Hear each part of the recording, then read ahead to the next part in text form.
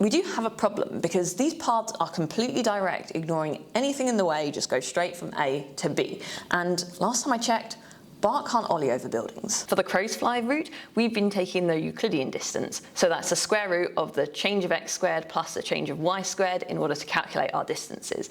But the real world doesn't work like that.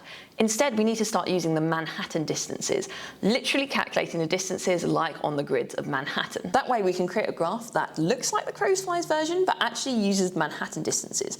This makes everything much more simple, both visually and mathematically, but keeps the integrity of the original paths intact. The only problem is building it. Want to level up your data science? Join our free EvilAir community. Details below.